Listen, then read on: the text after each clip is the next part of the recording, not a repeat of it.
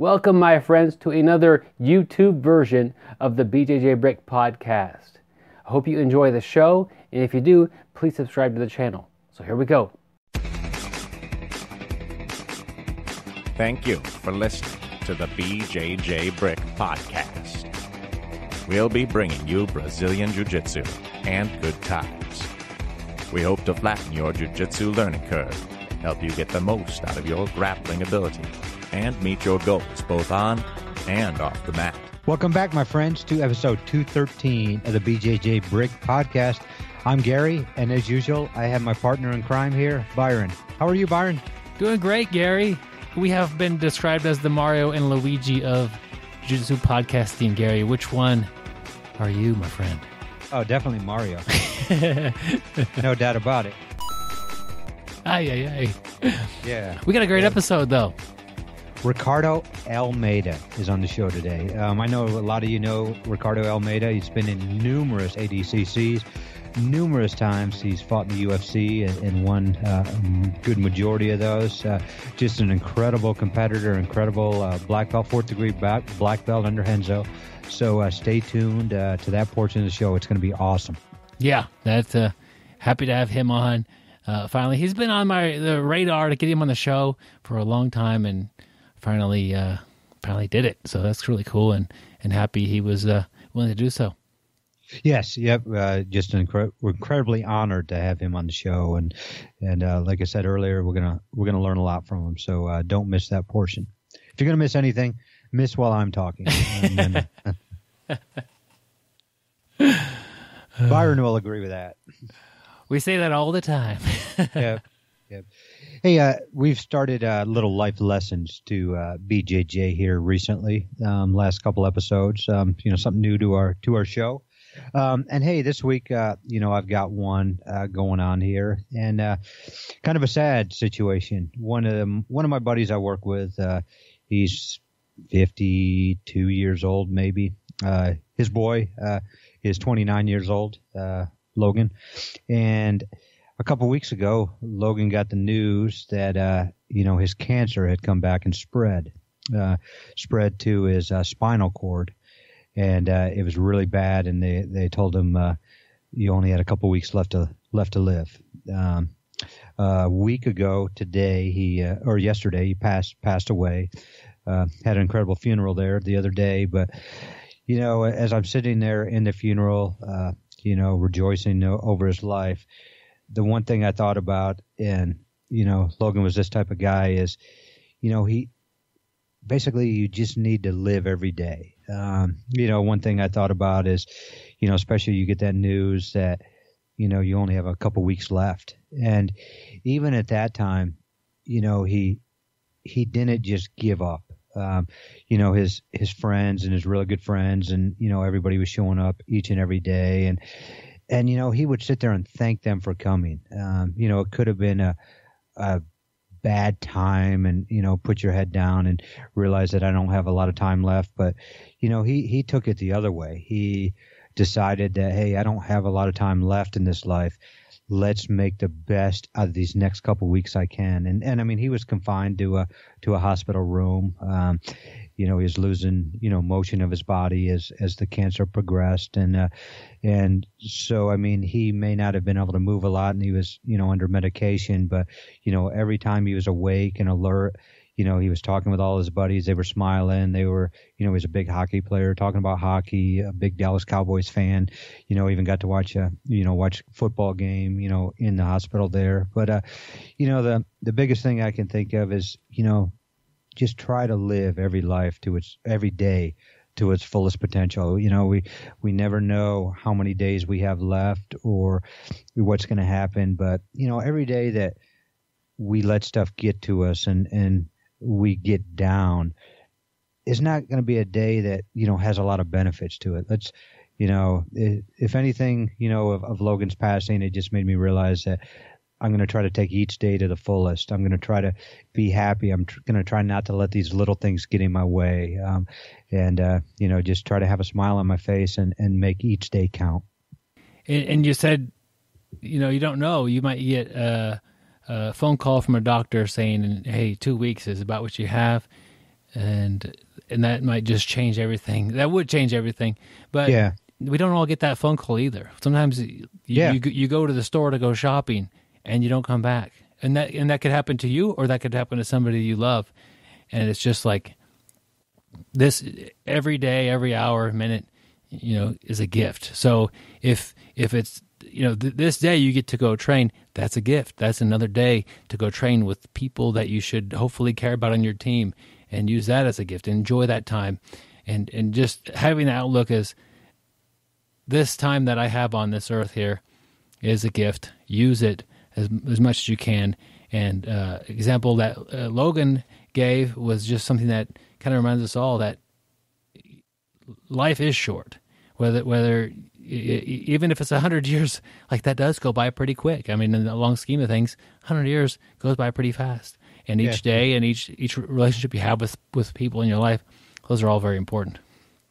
Yeah, we always wish we could have more days, but like Byron said there, sometimes it just doesn't happen. You never, sometimes you may get the call that you have, a couple weeks left, or you may not get that call. It also reminded me, when you were talking, Byron, I always hear the people say, hey, I want to start jiu-jitsu, but I'm not in shape, or, this and that. It's like, man, just go ahead and start. You never know if you're going to get another day to do it. Somebody put a meme up one time, and it was, what's the best day to start jiu-jitsu? And it's today. And so, yeah, just go ahead and do what you've been thinking about doing. Don't let anything get in your way, and try it, and and try to enjoy your life to the fullest. Yeah, and you may not be able to do jiu-jitsu next year. Yeah. So if it's something that you're interested in and you're putting it off because not quite a priority or work or wherever, if it's something you want to do, you could do it now. You're physically able to. Now's the time. You're not in some battle at the hospital that's taking all your time. If you could do it, and you're like have one hand in the interest pile and one hand in the it's not for me pile, get in there and try it out at least, and you could become that person that you think might be inside of you, the jiu-jitsu person that really has a passion for it. And it's today's a good day. If you're listening to a podcast, things are going okay for you, and make the most of it. Yeah. Well, it's crazy. My wife asked me the other day when I got home from work, was today a good day? And I guess I started thinking about stuff after all this has happened, and I was like, I woke up this morning. Today's a great day, and that I'd never have answered anybody like that. But hey, I've got another day on this world, and another day to do something and have some fun. Even if you have a relatively hard day at work, are the people that are in your closest circle healthy today? And if that's a yes, that should be a pretty good day, and then branch that out again, and people that you really care about aren't, always have great days, but, man, living to the fullest, Gary. Definitely. Deep life lesson today. Sometimes I think that people, they want to get the most out of their training and to get the best out of their jiu-jitsu time on the mats, but we feel like sometimes we hit a plateau. And I've had a pretty good way to get out of plateaus, and it's just like playing games on the mat, like just changing it up completely. And I've taken 6 of the best games that I like to play, and I put them into a little audiobook. And that goes to help the show. It's $5.99, and it's just if you're in a bit of a rut or you're looking to change your game, this audiobook will do that. If you kind of just try some of these games while you're rolling, so they're designed to play in live rolling with an opponent that does or does not know you're even doing them. It's just going to be changing the way you're moving, changing what you're doing on the mat, and you'll naturally find new things that fit great into your game. That's the way these games are designed. Check it out.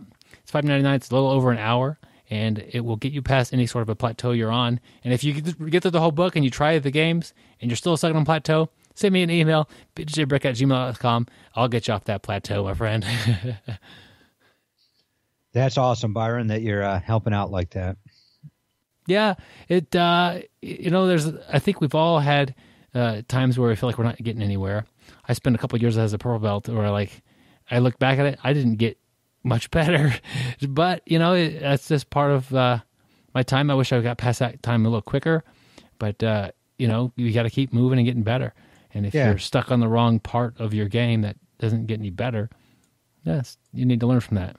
Yeah, and that's a big thing. One thing I've noticed about jiu-jitsu is, man, teammates, coaches, everybody's so helpful. And all of us have ran into plateaus, and every time I've had one, I'll talk to somebody and pick somebody else's brain who may help me a way to break through the plateau, the way to overcome it, or different things to do, different things to work on, drills, or sometimes even just maybe taking a week off has helped me. But that's the one thing I just like is, because we're all going to run into it, but don't be afraid to pick people's brains. Like Byron said, try the games for BJJ, help you out, doing different stuff and, working, different games, having fun and doing different body movements. But, there's just so many ways to get out of it. Don't get in a rut like we talked about earlier.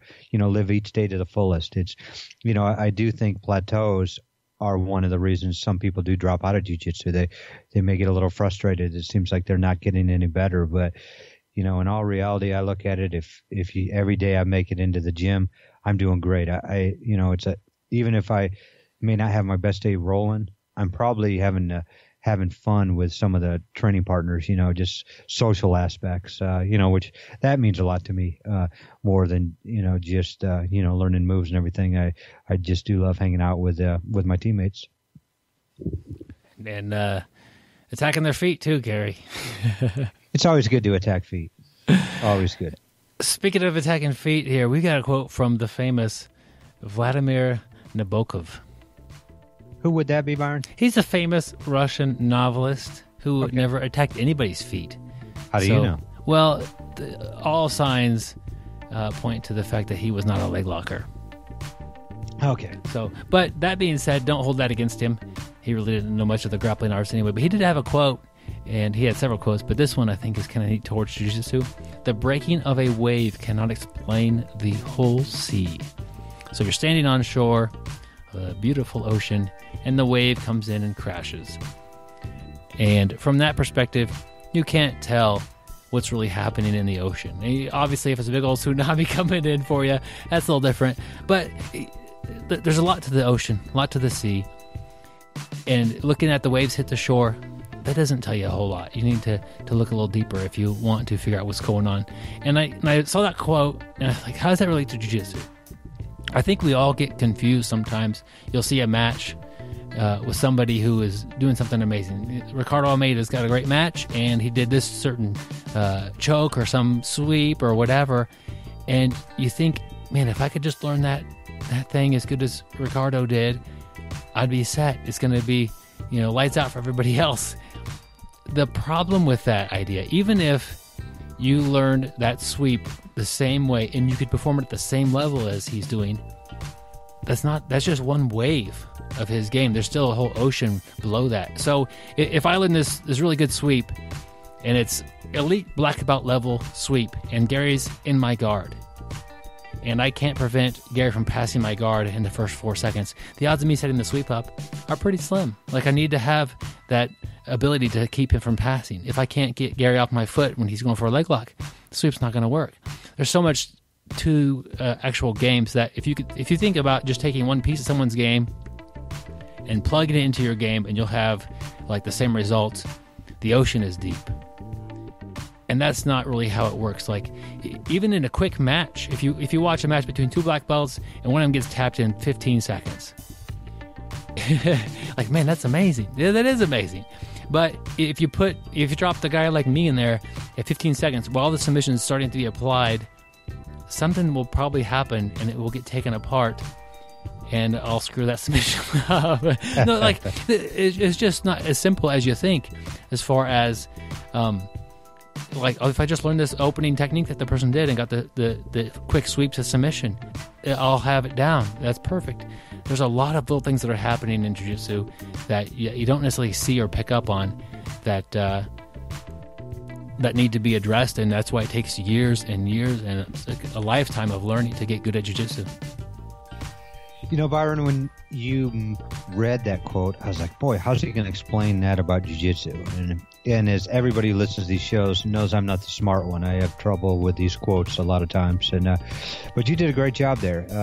You know, like you said, you know, it's deep. The ocean is deep. One wave, one move, you know, is only, you know, just one little part of a match. And even if, like you said, you do have that black belt level sweep, you know, and you're saying, hey, if he passes my guard, I can't get to it.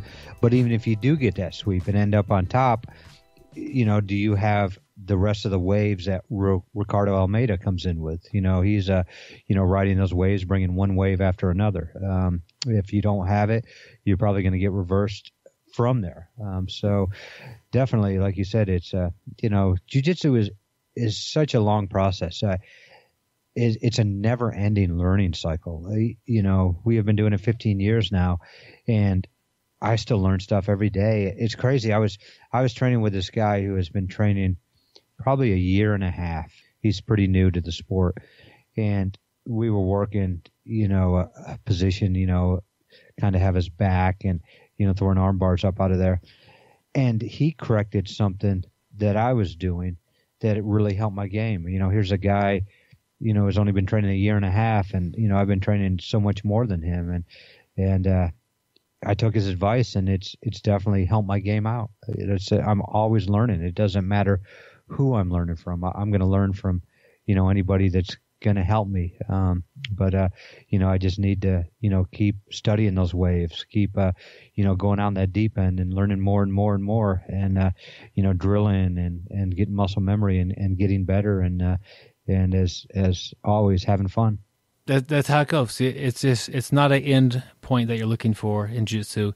It's we say all the time, it's a journey, but really it's a process of getting better at jiu-jitsu, not becoming like the end. Here I am, I'm good at jiu-jitsu. No, you just want to keep improving. You just want to keep getting better. You're never going to become to where you think, this is it, I've made it, guys. Well, like that, you know, we go back to the quote, the whole sea.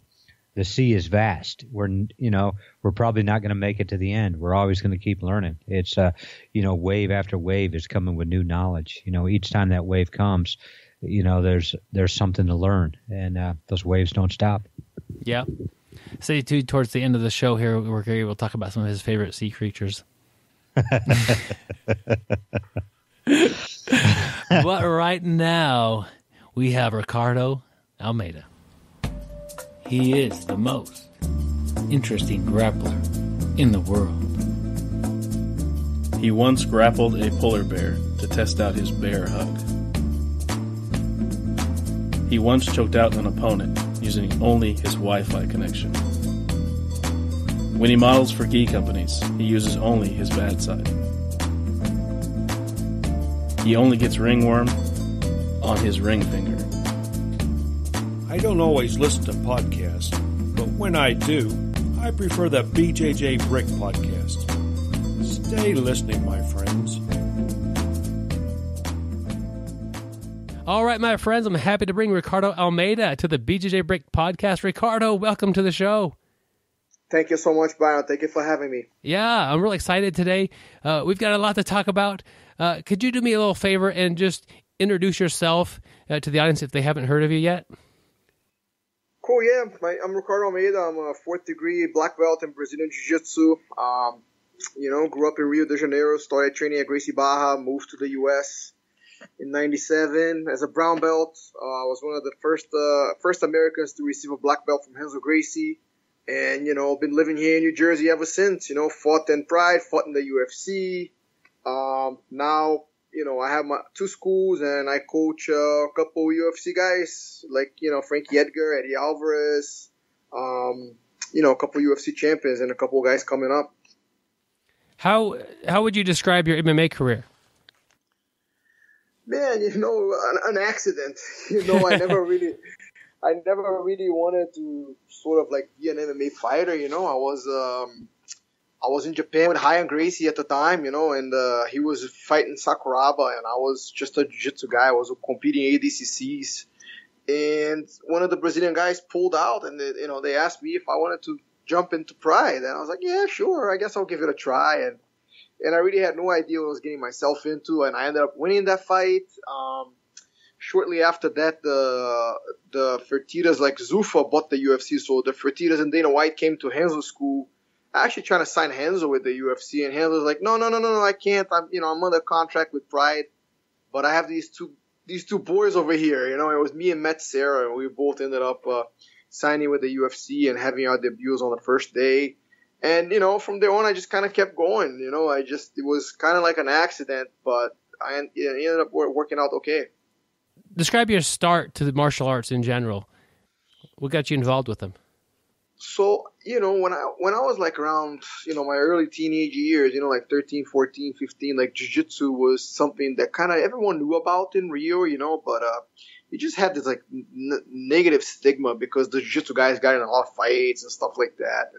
And when I was around 15, my dad had done karate when he was younger, and he wanted me and my brother to do a martial arts, And we actually started doing karate, and I was doing karate for like a year.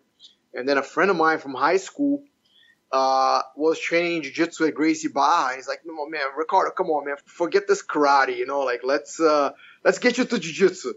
So he brought me to jiu-jitsu, and, here I am. I'm still here teaching, and I fell in love with it from the first moment.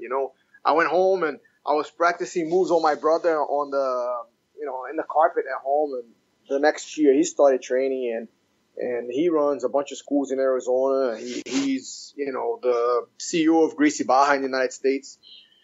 My friend who actually brought me to train, he runs Gracie Barra in Australia. So, I think it was a special time for me to get started because jiu-jitsu was so small, but also it was a great time to get started because it gave me a chance to have access to so many people in the early days of jiu-jitsu in Rio, Yeah, that's an interesting story how jiu-jitsu's kind of changed and brought you to where you are now. Ricardo, I'm interested. Do you prefer doing gi or no gi or just do you have a preference there with your grappling?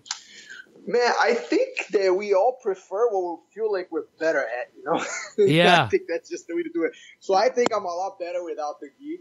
When I first moved to the United States, the IBJJF, who sanctions the biggest jiu-jitsu competitions, wasn't here really in the United States. The level of gi jiu-jitsu wasn't really there.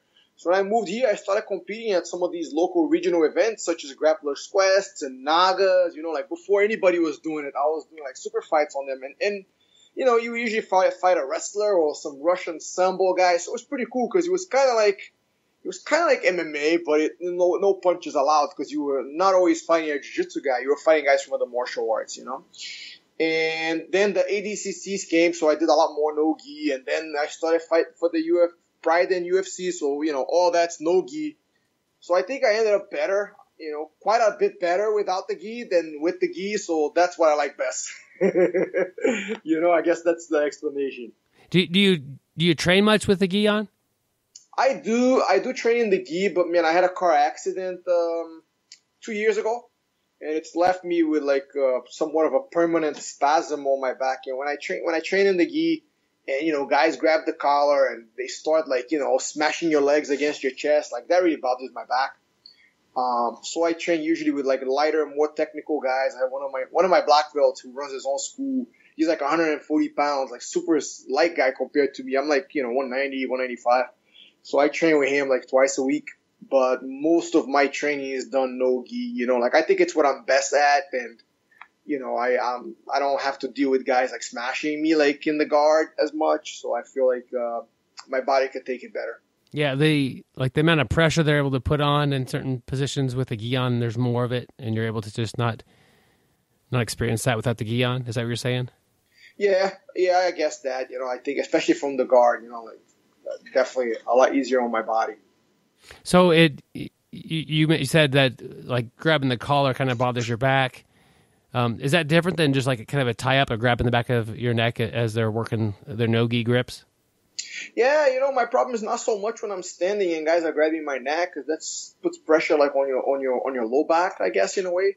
But it's more when guys are like compressing your knees towards your chest. You know what I mean? like they're kind of folding you from the guard and you're trying to defend guard.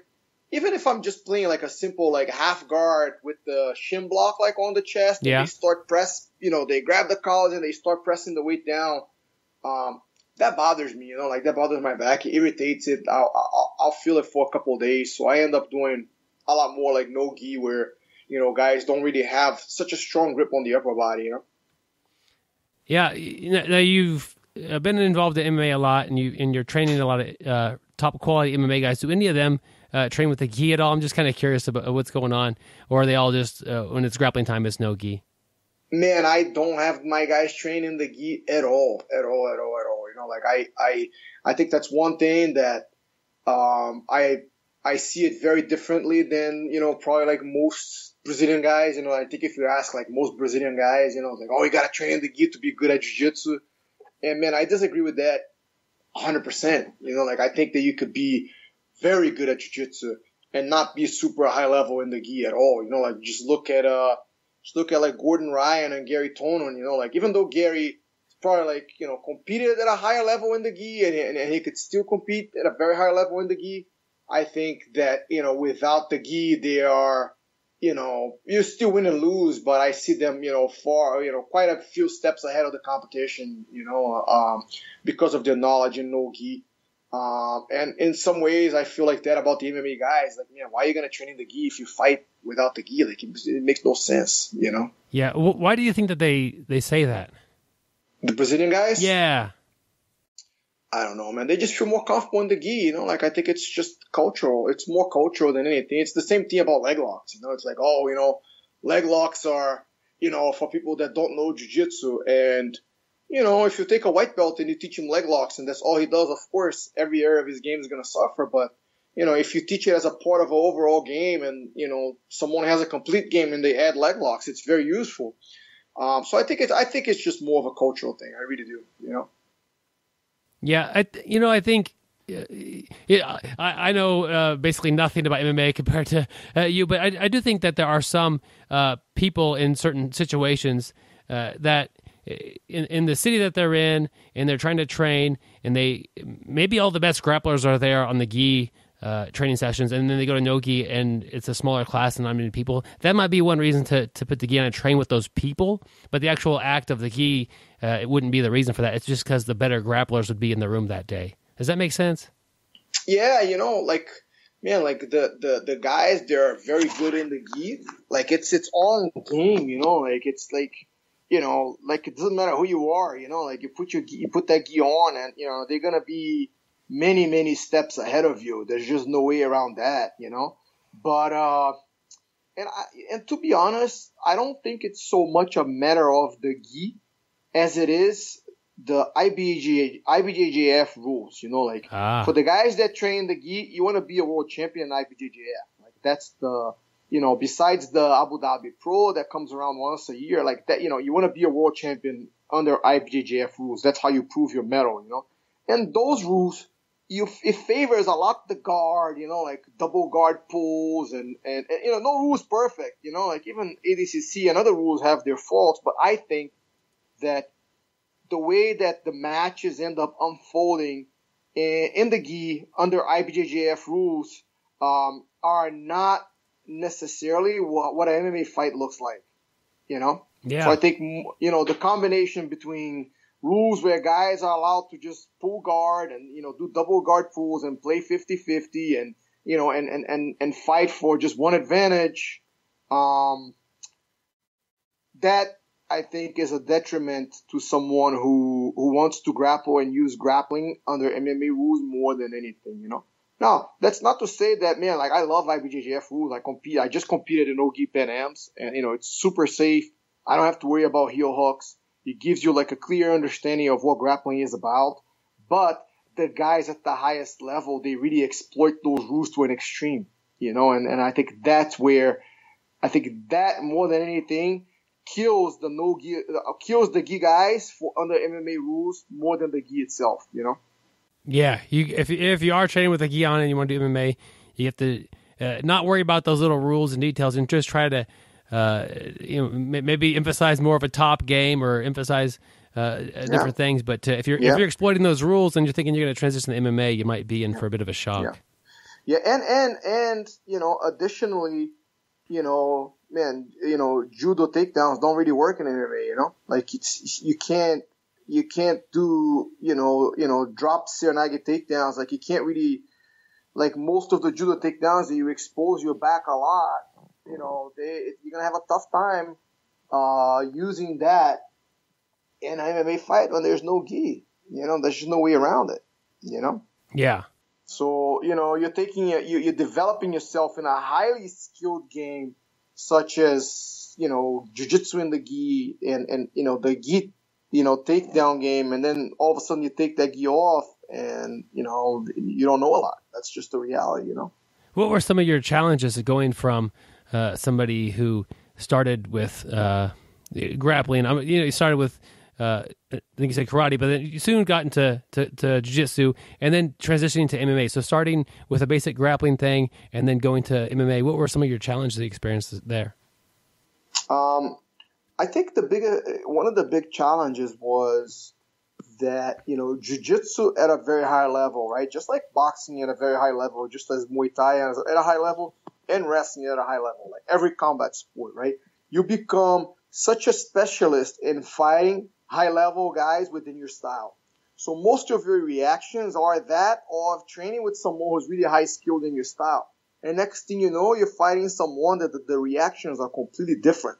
So you're a step behind in your reactions, So I tend to think that for MMA, a wrestler shouldn't always wrestle another wrestler, like a jiu-jitsu guy shouldn't always grapple another jiu-jitsu guy, because the types of reactions that you're going to find in specific fights are not exactly what you're going to encounter in one specific fight, Yeah. Now, as far as developing your game, then that's the way to go. Like you want to get good at jiu-jitsu, you train with someone that's good at jiu-jitsu. You want to get good at wrestling, you train with a wrestler. But, when you're getting ready for that specific fight, you want to try to get, someone who's a lot like your opponent, Wow, that's great advice. I think the easy one that we've all seen many times with a grappler doing MMA, they end up using the butterfly guard, and their opponent just stands up and takes a step back. And the grappler's like, you're supposed to try to pass my guard, and I'm going to sweep you. Well, if you couldn't maintain that stickiness to make them stay on the ground, they just stand up and you've lost any sort of chance you had at sweeping them, because you didn't think about that, because you're used to your opponent's trying to pass that instead of disengage. Yeah, like every sort of like individual guard, right? Like these auxiliary guards, like, the butterfly guard, half guard, spider guard, and all the guards that we have in jiu-jitsu, the Ahiva, they're all tools to deal with specific situations, and those situations don't always happen the same way, or at least you don't stop in those positions as much as you would do in a grappling match, in MMA, just because of the urgency or if you get punched in the face. That's just the reality, You have two schools. You have one in Robbinsville, New Jersey, and one in Newtown, Pennsylvania. What's it like running two schools at the same time, basically? Man, it's tough, because it's like having two kids, like when one kid goes to bed, the other one wakes up. It's kind of like that. One kid has good grades, the other one has bad grades, and they tend to not align themselves. But it's a challenge, and the reason why I opened the second school is because I used to have so many people that came from this area and came to train with us, and I had an instructor who I didn't really have space for him to be with us teaching in Robbinsville, because we already had all sort of like teaching positions filled out. So, it creates opportunities for my guys coming up to go teach at the second location. It also, brings people, there are awesome people who should have access to high level jiu-jitsu, a school that wouldn't be there otherwise if we weren't there, so it ends up working out pretty good. I think, it is a lot of work. I have to constantly be thinking about, both teams and, both student bodies, and when things tend to be going smooth in one, the other one tends to be not going so smooth.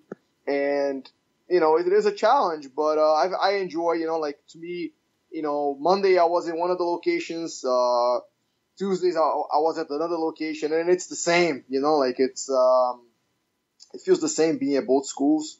I enjoy it a lot, actually, the challenge.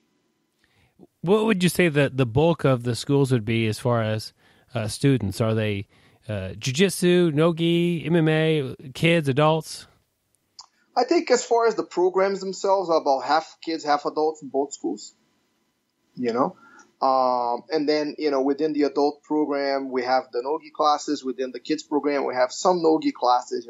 I'd say the 95, if not more than that, of the student body are, just recreational practitioners. They are not even guys who ever compete or, have competed more than, once or twice in their entire, martial arts practice. And then you have like a small percentage. They are like weekend warriors like me, like guys who really don't train full time, but, every couple of weekends they will go do an IBJJF or maybe go do a Naga or a fight to win or something like that. And then, you have like 1 in 100 or probably like 1 in every 100 students or 1 in every 150 students who are, full-time competitors. They'll go to as many IBJJF competitions as they possibly can, but that's, it's difficult stuff. It's not easy. Yeah, it sounds like you have a real healthy kids program. When a parent that doesn't train brings their kids in and is interested in getting them enrolled in the program, what do you talk to them about? I think with kids, you talk about, I guess discipline and confidence are the two big things. And with adults too, just the words are different. It's like the kids having the toughness and the dedication to put the time into something that, they believe is going to bring them something greater at the end, which the belt system is really great for that. And then the confidence that they get from being proficient at something, and it's not just learning a move, it's like sitting there listening to the coach. The coach tells you, these are the steps, and then you're able to, be quiet and listen. And then you listen and you go and you do it and it actually works. And the next thing you know, you're doing it to a bunch of different people. They are, just as skilled as you, and some who are more skilled and some who are less skilled. Like that just does something to a child and an adult, like that white belt mindset to just kind of sit in a room quietly and listen to directions and then go work on it and figure it out on your own with the help of somebody around you that is also want to figure out the same things. Like I think that is so special about jiu-jitsu. It's like, that, it's this problem solving and this self-reliance that you learn on the mats. You can't really tell a kid about self-reliance and, self-discipline. We use different words, but, like what happens on the mats for kids and adults is very similar, like it's they develop the confidence, and that confidence brings discipline, and that discipline brings more confidence. So it's really like a upward spiral of all the great things that you want in a recreational activity.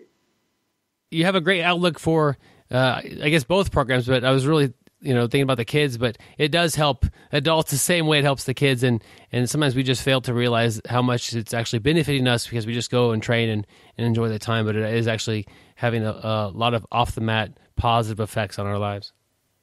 Yeah, and even for the adults, like sometimes, you talk about confidence with the adults and they're like, what do you mean? Like, I'm a confident guy, I'm a tough guy. Well, you're a tough guy, but you want to learn how to fight better, right? So it's still a confidence thing, or, oh, I'm in great shape, I go to the gym. All right, great. You could bench press 400 pounds, but, you still want to get in better shape, right? Like, so it is still a discipline thing, it's these words sometimes will look negatively, as an adult and looking very positive as a child, and some words like, self-defense and, a lot of parents are scared that their kids are going to start beating other kids if they train martial arts, and yeah, there's that, but like, is every child that learns how to kick a ball is going to start kicking people everywhere they go? You know what I mean? Like it's not always the case. It's the teachings that goes with it. Yeah, and I think having that the confidence of self-defense is a big deterrent to actually getting into fights. You carry yourself a little differently, and if you feel like you're going to get attacked and you're and you're really scared, you're more likely just to freak out and attack anyway. But if you have confidence, you could try to continue to talk to somebody and calm them down versus go ahead and start this fight on the playground a little bit earlier. Yeah, and what's the alternative? Like a child's being bullied, and he's going to continue to be bullied until he stands up for himself or herself. There's no way around it. Or until he has the courage to tell an adult that could help out. Or, if the bully tries something, that they could defend themselves. You don't have to bash somebody's face in to defend yourself. You just have to just kind of make it uncomfortable for the bully, Usually in most situations, even if it's a fight, it's like a takedown and holding somebody down is enough, in a schoolyard. Learning how to escape a headlock or, sometimes just not backing down is enough. But what's the alternative? The alternative is totally the opposite of what we preach. It's a downward spiral of, I have no confidence. Now I have no discipline. And because I have no discipline, I have no confidence. And because I have no confidence, I have no discipline. And that just, seeps into every area of a child's life. And man, that's, it's not good, Yeah. You've retired from MMA. You've had a very fun to watch career and had a lot of good fights in the highest places that you could go in that sport. But now you're actively grappling and competing with that. What are your goals with your grappling competition career? Man, my goal is to be active enough so I inspire my guys to just, kind of compete every once in a while too, so that my guys that compete at a high level understand that I'm out there kind of with them every once in a while in the trenches. And that serves as an inspiration so that the feedback that they're receiving from me is not from something that I've seen 20 years ago. It's from things that I'm still out there seeing it. And my goal is to just delay the inevitable, get old a little slower. That's all, just go to a couple of tournaments, have fun, be there with my students, get to see some of my old, teammates and sometimes even some of my old opponents too, and be a positive light in the jiu-jitsu community. I really enjoy being a part of our tribe, be it the jiu-jitsu community or the MMA community. Yeah, I'm familiar with the jiu-jitsu community and the way that the kind of the culture of the tribe. What is the MMA community like? Is it quite a bit different, or are there some similarities there as well?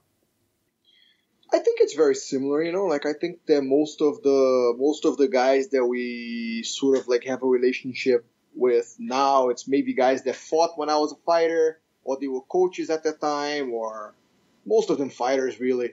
And now they're coaches, or, now they do other things, but every once in a while you see them at MMA events. But I think,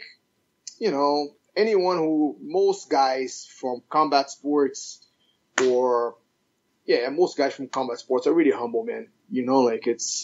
Guys are nice and humble, and they always want to hear about, what's going on with you and your family. It's really very similar, I think that in the jiu-jitsu community, we still see guys from other teams as enemies, and I really have no problem with that. And I'm a lot more like that than most of the guys in the MMA community. I don't really want to talk to people from other teams, to be honest. But I do have a great relationship with guys. Sometimes you go wait in the sauna and you start talking, and you're like, oh wow, this guy is nice, and that just kind of opens you up. But I think in general, what I find is people from most jiu-jitsu teams and schools and MMA, they just all really cool and great people to be around, Yeah. I think more often than not, if you are kind of disliking another school, the odds are you just don't know them that well. With our travels, I'm guessing you're the same. You see people that are at different schools, they're all the same. They're all people there that have fun and enjoy the grappling and have a good time while they're doing it. And I think just if you got to know more people, you would realize, you know what I mean? It's not, the rivalries there are usually not justified, and just people not knowing each other as well. And we're all just in it to have fun and to grapple.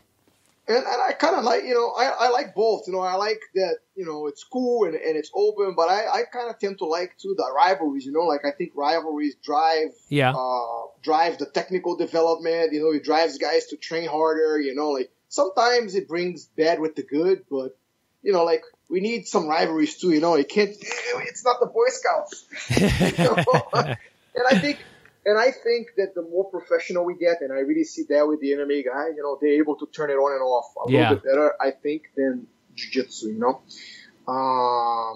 because MMA, you go and you fight the guy and you're best friends after, maybe before you had like a problem with the guy or he said something you didn't like in some interview, but generally after they fight, it's chances are you're never going to have to fight that guy again, And the fans who may have a rivalry, McGregor fans and Mayweather fans, like maybe they will still like hold a grudge with each other, With jiu-jitsu is a little bit different because man, you fought a guy and, next tournament, you guess who's going to be in your weight class.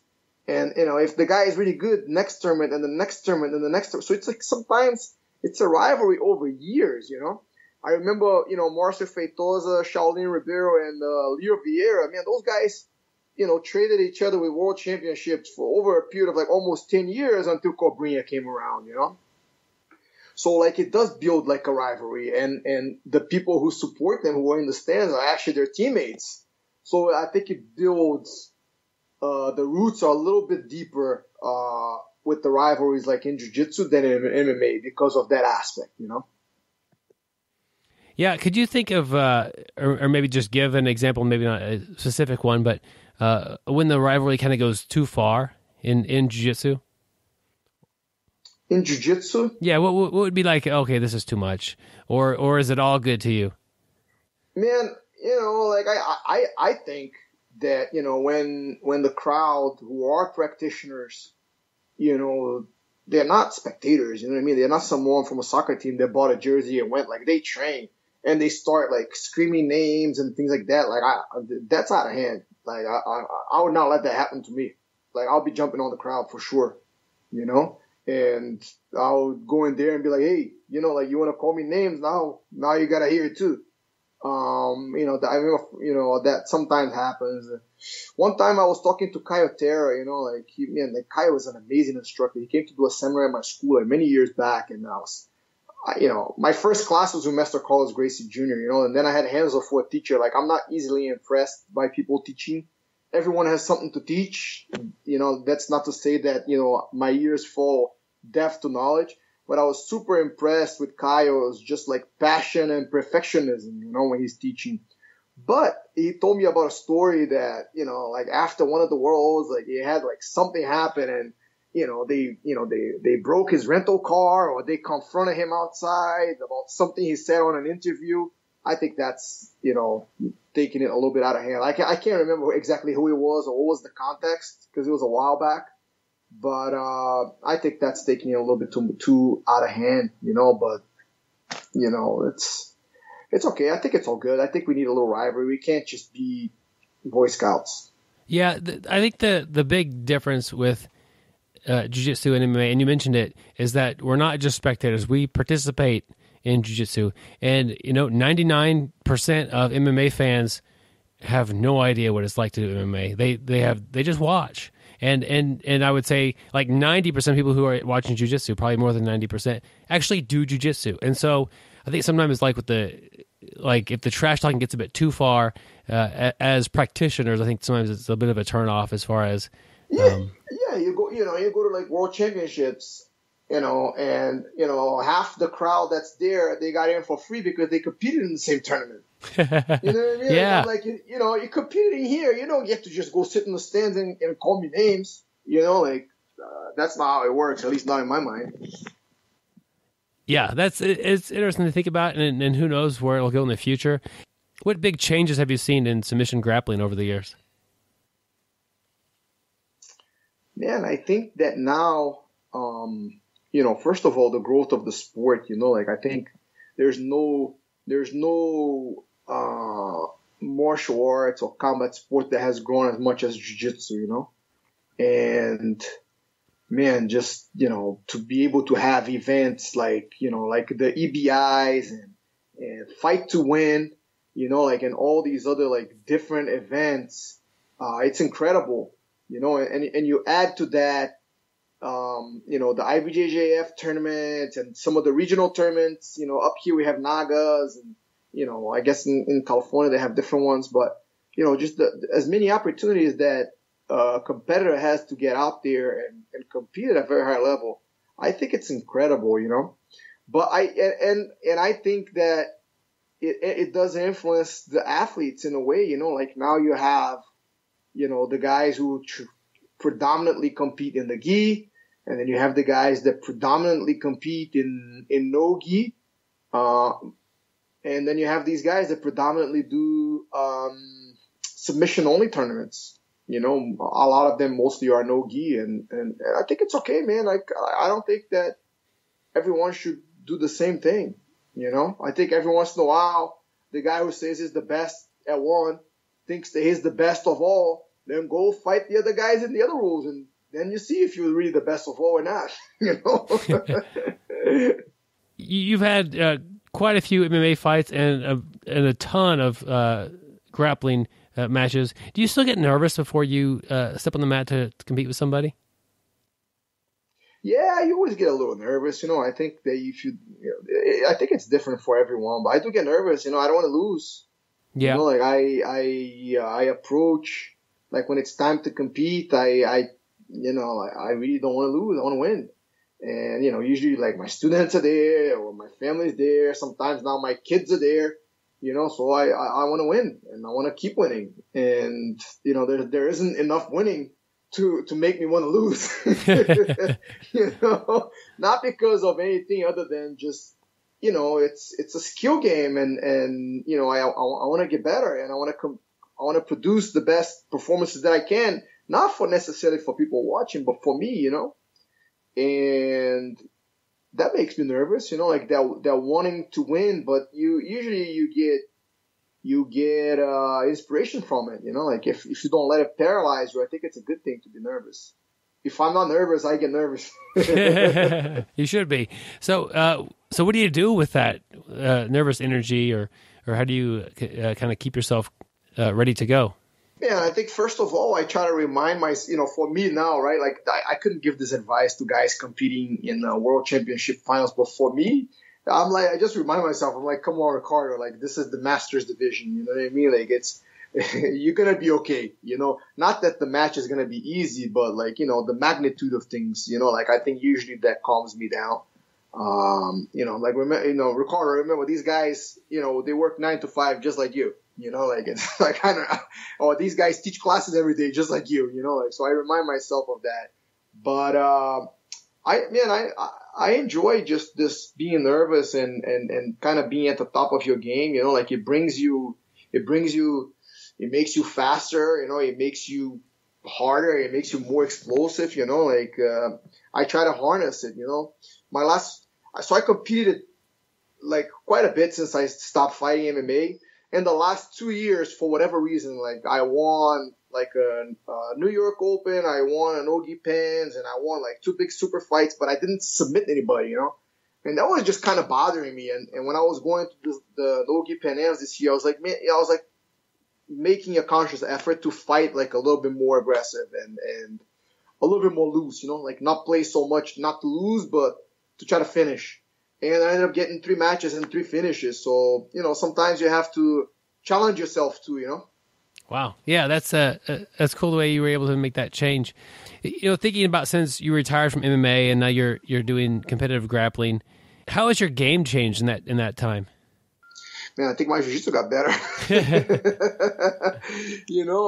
Because in MMA, when I was doing MMA, it's like you're like a triathlete, even though I came from jiu-jitsu. It's like I was a swimmer. When I was training for MMA, I would still only swim 2-3 days a week and, bike the other days and run the other days. You know what I mean? I would do some type of recovery or strength and conditioning the other days. So I think that since I've come back and done only jiu-jitsu, like I don't spar. Like I haven't done a round of sparring since I stopped doing MMA. I want nothing with getting hit in the head. I tell the guys, if you want to spar me, let's go in the parking lot. We're having a fist fight. I don't spar, And just because I feel that my last probably like year or so training for MMA, I was always in a mildly concussed state, and I don't want none of that. So, just being able to grapple more, I think that, with the limitations that my older body imposes on me, I think that I've actually technically improved quite a bit, Yeah, you kind of give you answer that in a couple different ways, but it is interesting to hear you talk about like protecting your brain. As grapplers, we all know, okay, my left arm's a little hurt, or like you mentioned that the gi will bother your back or your neck a little bit if it's pulled on a certain way, so you prefer no gi.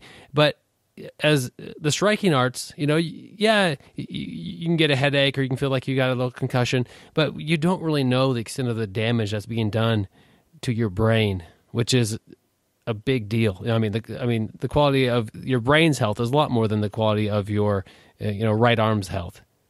Yeah, man. And that's not to take anything away from grappling. I think that training for world championships in the adult division is just as hard as training for MMA fight. The physical abuse and the mental fortitude that you have to go through the training sessions, and then the perfection in execution that you have to achieve to be able to win a world championships at the IBJJF is just incredible. There's very little margin for error. You need to be perfect on your preparation and perfect on that one day of the whole year against the best in the world who are just as good as you. But for MMA, man, just getting hit in the head, sometimes I'll come in and I'll watch my guys spar, I'm talking about, Frankie, Edgar, Eddie Alvarez, guys who were champions in the UFC, we get this kid Marlon Moraes, and man, when these guys turn it on, it's like, I was like, man, I don't know how somebody hasn't died yet. It's like a car accident waiting to happen, and they don't have seatbelts. You know what I mean? And of course, they're super trained athletes, and they have headgear, they have shin guards, they have everything. But I get the feeling that if something goes wrong, somebody could get really hurt, And then I go back and I'm like, man, these guys are doing this 3 days a week. They're sparring each other with this violence 3 days a week. It can't be good long term getting hit like that. It was back when I was doing it, man, guys were good strikers, but they weren't great strikers, Now guys are great at everything. It's tough. You're getting hit a lot and you're hitting a lot and the force is just a whole different level than, when I started doing this in, 2000. Yeah, that it's interesting, the observation over the change that the striking has had in MMA. And do you think that these guys are taking more damage in training or just in one fight? I think both. Yeah. I think both. I think that the amount of events that you have now in the UFC, you have to bring more fighters. I don't think that necessarily like every fighter that you'd see on a UFC card, in my eyes, are like UFC caliber fighters. You know what I mean? Yeah, I think, guys are better. They're starting younger, and, they are really good, very well trained strikers. And next thing you know, you're sparring a guy like that 3 days a week. And then you got to go fight somebody just like that, your own weight, in the best shape of their lives. It's not easy.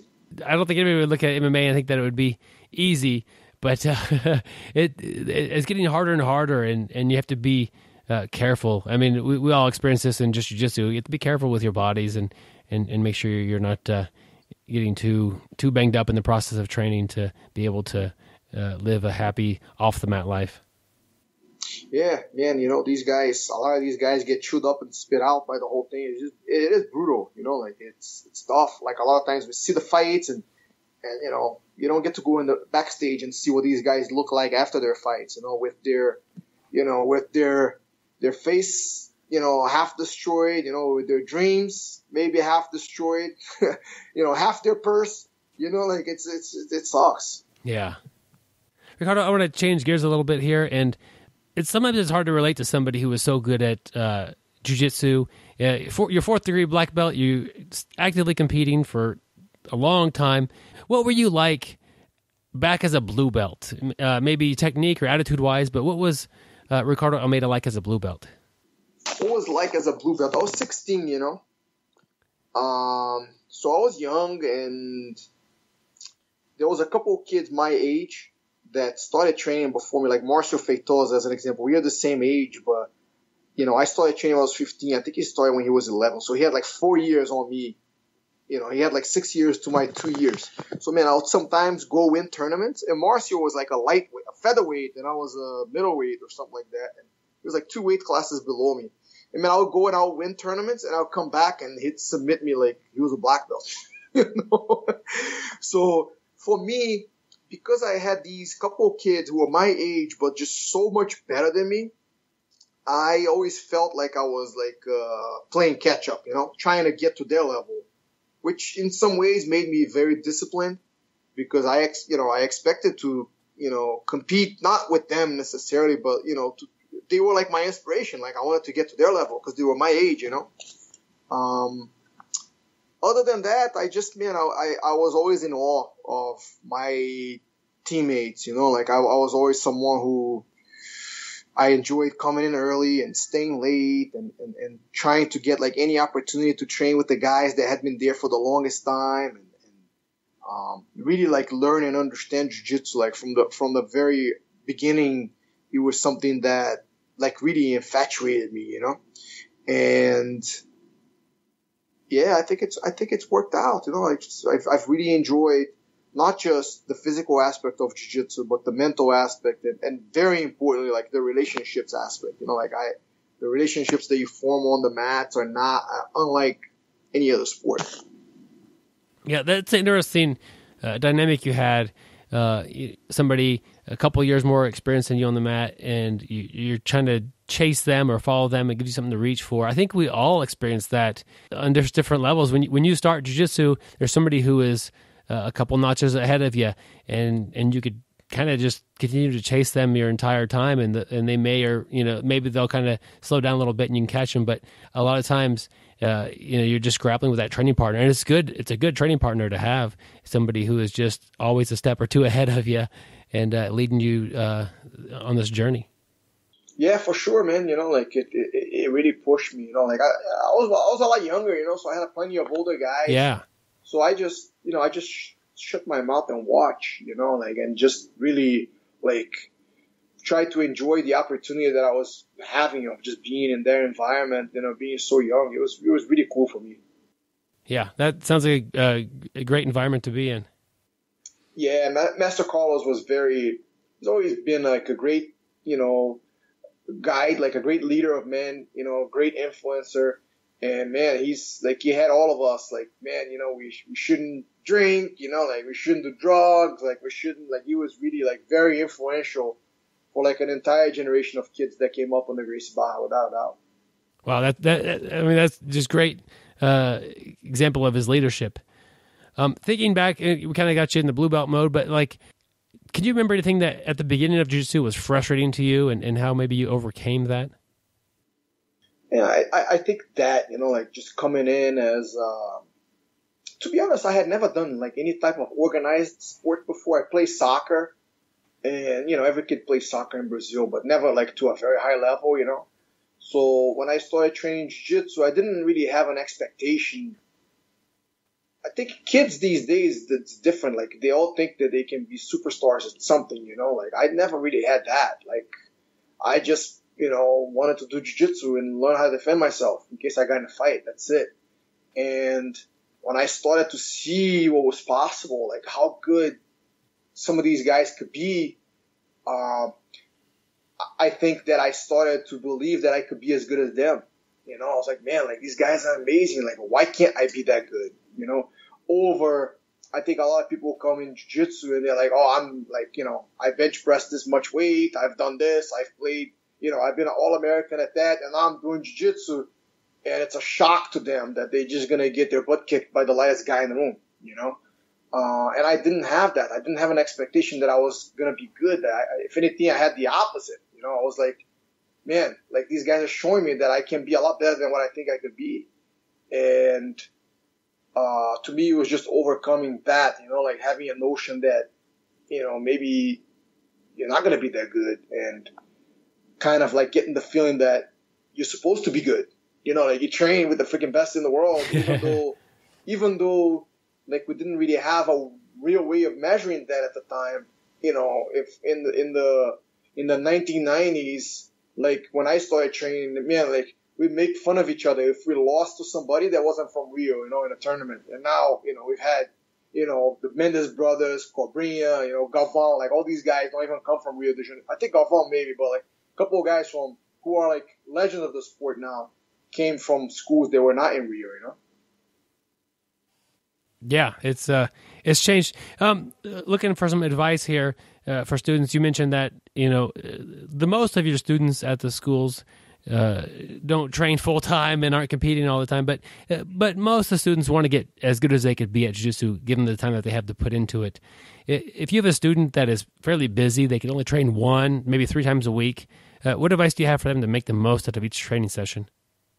I think it's really like to find someone that they identify with and just try to mimic that person, and then just kind of try to trace back their steps, like, so if I was joining the school now, 41 years old, I would try to look for somebody like me in the student body that maybe, was a purple belt, that, a guy who's 40, he's got 2 kids, he only comes, 3 days a week, like, and get close to that person and ask him questions, But I think for someone who's getting started, like, doesn't matter how much you train. Like, if you train once a week, just freaking be there once a week. Like, if you're going to train twice a week, if you're a twice a week guy, just be there twice a week, rain or shine. I think there's nothing worse for somebody's progress than, time off, like taking like a month off, or taking like a couple weeks off, or, taking like a long holiday off. Like that just sends people back so much in those first, like, year and a half, 2 years of training, like, I think that the best thing that someone can do early on is to create commitment and consistency, because with those 2 things, they can overcome any plateau that they reach. But if you don't have commitment and if you don't have consistency, like, it's tough, like I've had guys who are so talented and they train for 3 months and then they take 3-4 months off, and then they train 6 months and then they take like another month off, and you add that in 10 years and they're really not as good as they should be. And I've had guys who, man, like, doesn't matter, like Swiss clock, twice a week they're there. So, man, 10 years later, they are really good. Yeah, that's if you can make it, especially at the beginning, make it a habit. On Mondays and Wednesdays, I'm going to go train, and then do that. Don't take the time off when you're a little tired or something. Man, the most dedicated guy that I know in anything is Frankie Edgar, and I and to this day, now we have a lot more structured, schedule, but back when we didn't have like necessarily like set practices, like outside of like the 2 or 3 main practices we had a week, like he would call me every Sunday and be like, hey, listen, I'm coming to you on Monday and I'm coming to you on Wednesday. Like, he would set up his entire training schedule on Sunday, to make sure that he got that week out of the way, I think the easiest thing to do is to do what you're saying, Mondays and Wednesdays. But, guys got, all of a sudden the kid has a concert at school and you got to go to soccer practice. And you got to do this. So I think that if you have a schedule that shifts, then you got to plan your week on Sunday, and then if you could get those 2-3 days a week and you could commit to that, you're going to be really good. Yeah, make that commitment and then work hard when you get there. Yeah, be there with the proper, be there not only with your body, but with your mind too. Don't just get through the practice. Just, try to be there, help your teammates out, have like an open mind, and you'll get good, no doubt. Ricardo, as an instructor, looking at some new students, can you think of a trait, like a personality trait that you would see in somebody that would make you think that they were going to do good at jiu-jitsu? I think curiosity, like people, they are like curious and like ask questions, like, intelligent questions. And there's no such thing as like dumb questions really in jiu-jitsu, because it's not complex. It's simple. It's just hard, So there's no real like dumb questions, but like when people, they when they're asking for, what's the word I'm looking for? When they're asking questions just because they want to see, you want you to kind of like reassure what they're thinking in their head. I think that's the wrong way to go about it. But when you're really asking questions about, not only about technique, but how do you think, what are you seeing when you get to this position? Like, what are the two options that you're going? To me, that's always what I try to understand when I'm around like really good guys and we're going to have like a technical discussion. We're going to talk about fighting or something like that. I always try to ask, what are they thinking? Instead of, how do I do this or how do I do that? That's a cool way to look at it. And I think, your fourth degree black belt, you're curious of what they're thinking. A lot of times, maybe at the lower levels, you do need to be asking like, why do I do this, or how do I do this? But I think you're really trying to figure out the process behind why that's happening. That's really neat to hear. Yeah, but I think even the lowest, the least experienced guys need to understand why they do it. Yeah. To always start with the why. Like, why do I escape side mount? Or why? Because then you could start. If you understand why you do it, you could start addressing it sooner. You could start. Side mount, which is a big one for white belts. Like, how do I get out of side mount? And like Kurt always, what's a Kurt House student? I forget his last name. Osiander, yeah. He got like the really cool videos, and he always talks about, if you're trying to get out of here, you messed up a long time ago. And that's the reality. If you start to understand the correlation between certain positions, you start to be able to kill the monster when it's small, to address things before they happen. And that never happens if you don't understand why. Like, if you're only thinking about how do I get out of side mount, but you're not thinking why, like, that's just one move. But when you understand why, then you start to be able to not only do that move, but to do the one that just happened before, and to think about what's going to happen after when you mess up, Why are you in side mount? Or even you could ask, why am I here? Like, what happened to cause me to be here? All those why questions, I think, would be really good to help you understand more jiu-jitsu. For sure. Ricardo, I've had a blast talking with you today. Do you have any final thoughts or advice for the audience that's trying to become the best grapplers they could be? So I think the best advice that I have for someone who's trying to be the best they could be, it's the best choice that you can make is be in the right school. And it's difficult because you don't know much about jiu-jitsu when you first joined.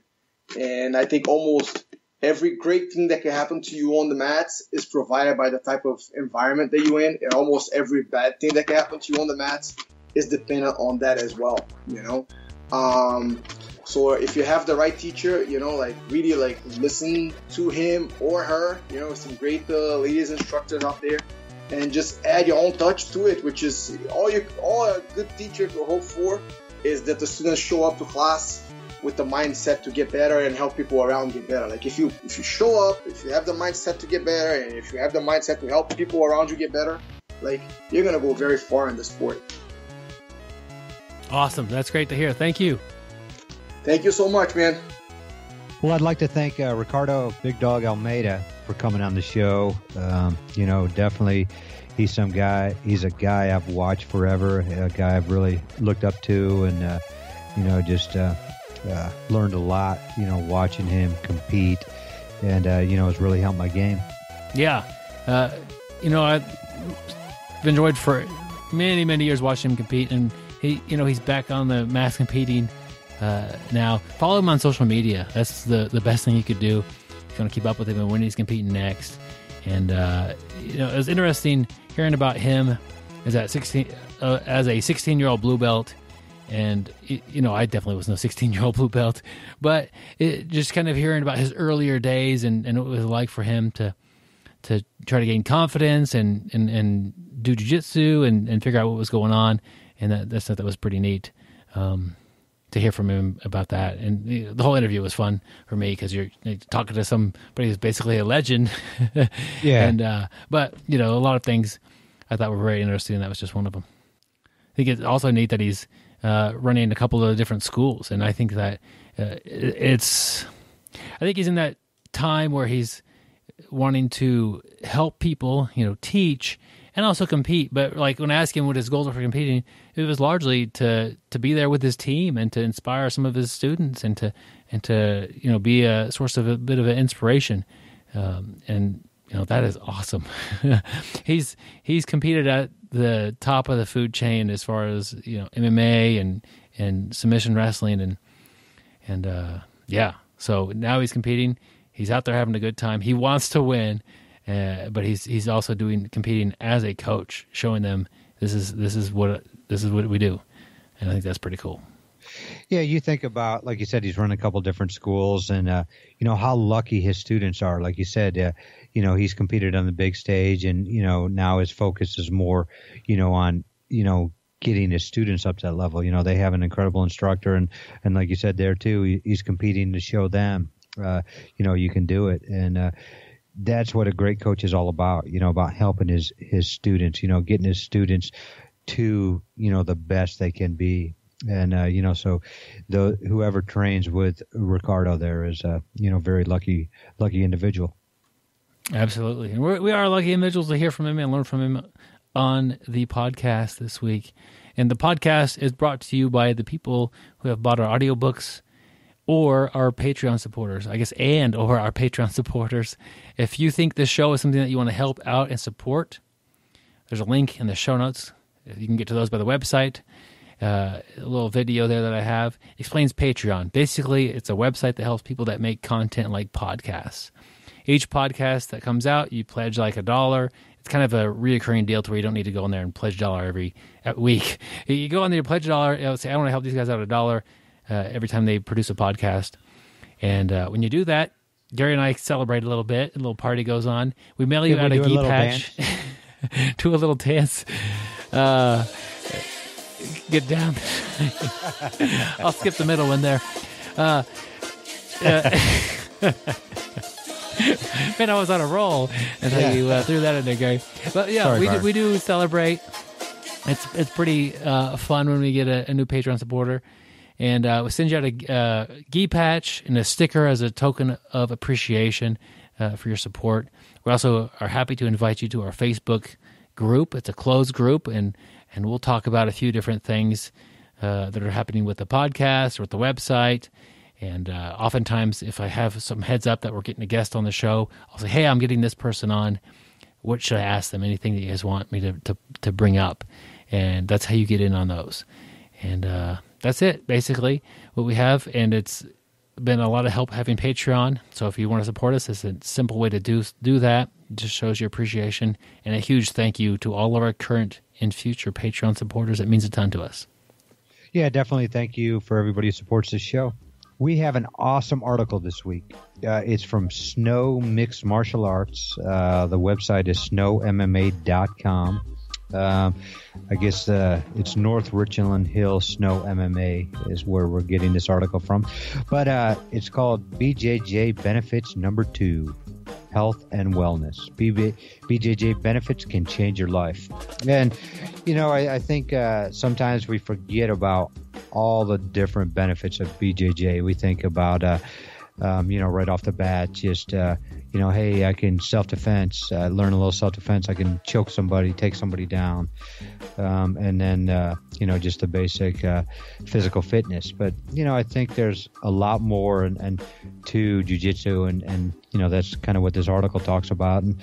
And it has a couple bullet points in there. But, the first one they're talking about is intellectual wellness. And this is an area that, myself and especially Byron are lacking. We're not the most intellectual people, but that's one thing that jiu-jitsu has helped. Creativity, overcoming obstacles. And jiu-jitsu is one obstacle after another. And to overcome each one of these obstacles, we have to get creative.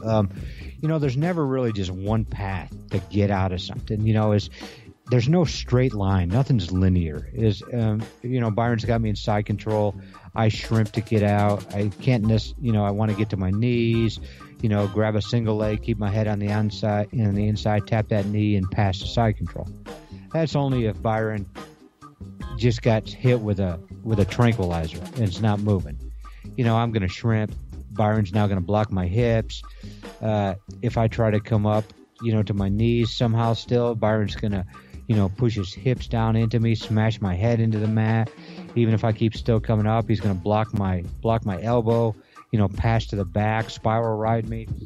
There's just, there's no just one way. I have to use creativity to overcome, obstacles that are going to be put in my way. And, learning new stuff and complex stuff, keeps my brain active, keeps my brain going. And it contributes to better intellectual health. And, he goes on to say there's research that says staying intellectually challenged can be a buffer against Alzheimer's. And he finishes that paragraph off, human chess. And I think we probably all called this human chess at one time. I make one move, you make a move. I make a move, you make a move. And we're trying to outsmart each other. So, I guess it's one thing I never really thought about. I guess I knew we always used it, but I never quantified it. But intellectual wellness is a big benefit of jiu-jitsu. Yeah, Gary's been doing jiu-jitsu for over 15 years. We wonder where he'd be today without it. I mean, as far as intellectually goes. The next one on the list is physical fitness. And yeah, that one is like yes, it'll help get you in better shape. And he's got a big list here. But then he lists one that says regular intense exercise.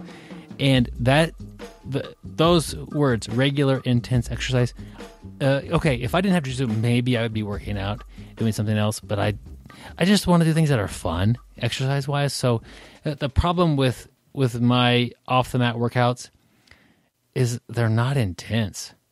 But when I get in a good match, I can look, when I'm done, like I am exhausted. I never jog hard enough to become exhausted. Play some racquetball and never become exhausted, or ride a bike or go hiking. Like, yeah, I can push myself, but it's not the same as having somebody trying to choke you or trying to finish a choke, that somebody who's defending it well or trying to transition to something else. Becoming like that, getting that intense exercise is something jiu-jitsu can provide pretty quickly and pretty regularly. And I think that's, it's a good cardio, good workout, good strength, good, resistance exercises. But at times it can be pretty intense. And that's something that I think I like the motivation for off the mat a lot of times. But on the mat, if it's a good competitive person I'm rolling with, it does get intense sometimes. That's pretty fun. And I just don't get that anywhere else. Yeah, I agree with it, Byron. I have trouble, on the treadmill or playing basketball, really just pushing myself to that level. But it's a big difference when somebody is trying to twist my arm the wrong way or put me to sleep. It does get a lot more intense. Next, after physical fitness, mental health. And, this is one thing. It's definitely helped my mental health is training jiu-jitsu. And I can always say that no matter how rough my day is, I know we kind of talked about this and, when we were talking about Logan earlier, but no matter how rough my day is or if stuff didn't all go my way during the day, as soon as I get to jiu-jitsu, my mood changes. I forget about any little outside thing that has been going on in my life. Once I'm on that mat, I'm just thinking about what's in front of me, kind of like the first thing, my intellectual awareness or wellness is taking over. I'm trying to figure out creative ways to overcome these obstacles. And, when I'm on that mat, I forget about everything else. And like the author goes to say, training jiu-jitsu can lower anxiety, help with depression, change how we deal with adversity. And, that's one of the things that has really helped me is how to deal with adversity. And I guess no matter what is thrown at me, whether it be work, family, religion, whatever is thrown at me in a complex situation, I don't think anything in life is harder than me being under Byron's side mount or somebody who's really good as, I'm underneath them or they've got my back and I'm just trying to struggle to get out with it. And I guess I used to let work get to me more till I started training jiu-jitsu.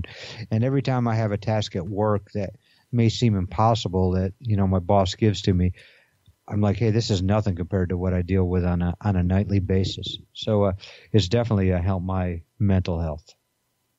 Yeah, like I said before, just think where Gary would have been today mental health-wise without jiu-jitsu. Yeah. Yeah. He'd be in bad trouble. Now, everybody knows Gary is a bit of an odd duck.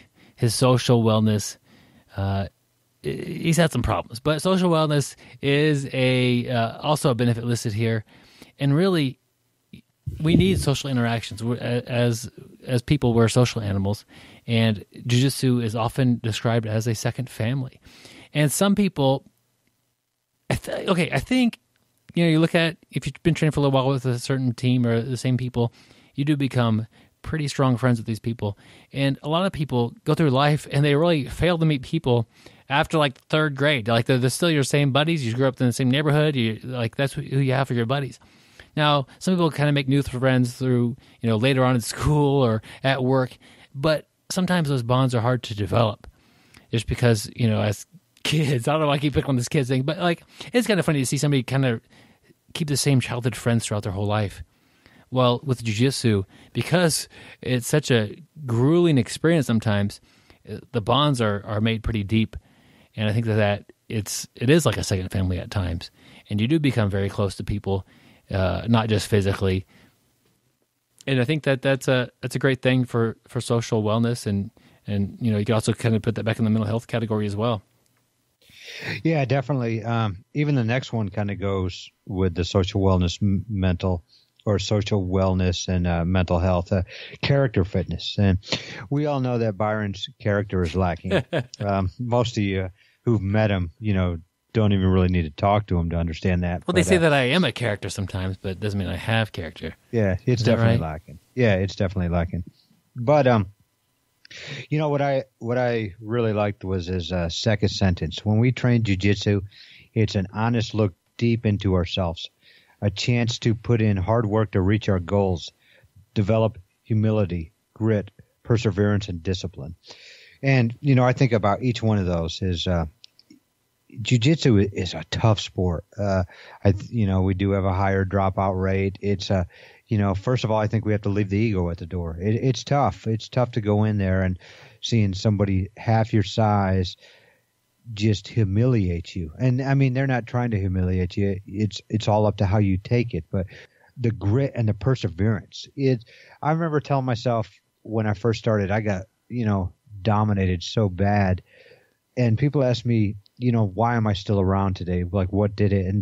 And it's just, I wanted to be able to be that person who could dominate somebody like I felt like, and it was, I was taught grit, perseverance. I didn't quit.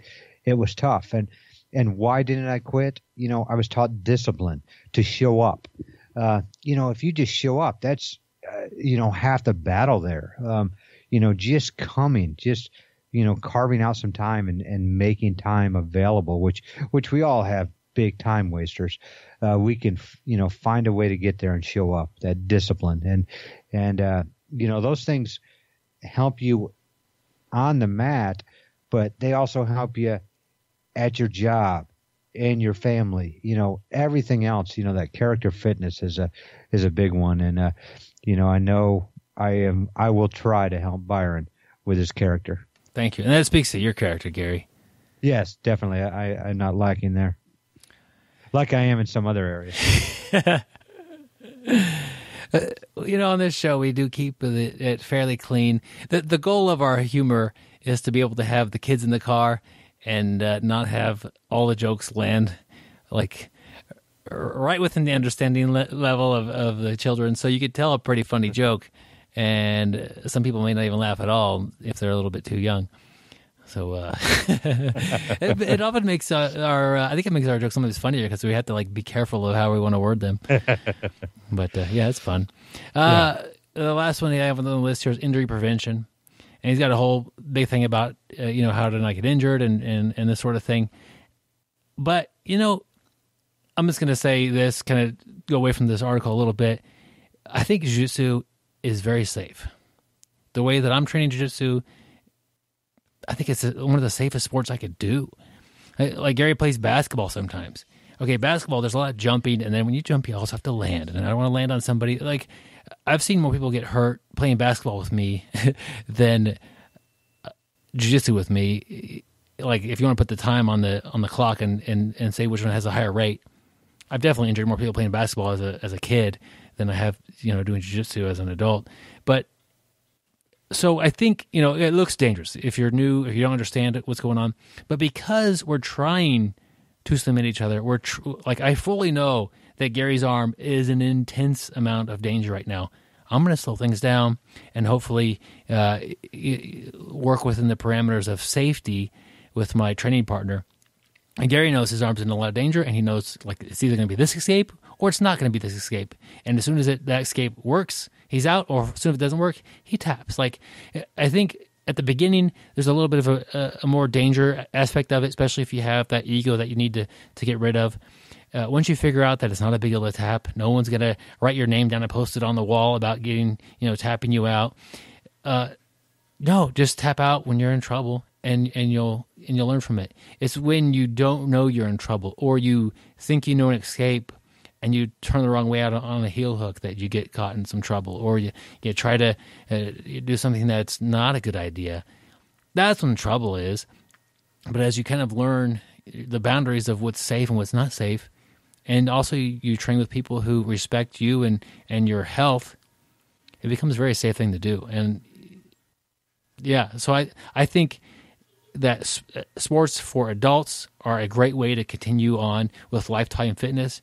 If you do jiu-jitsu correctly, it could be a healthy way that you won't get injured as far as doing an adult sport. Could you imagine? I mean, all sports have some risk of injury.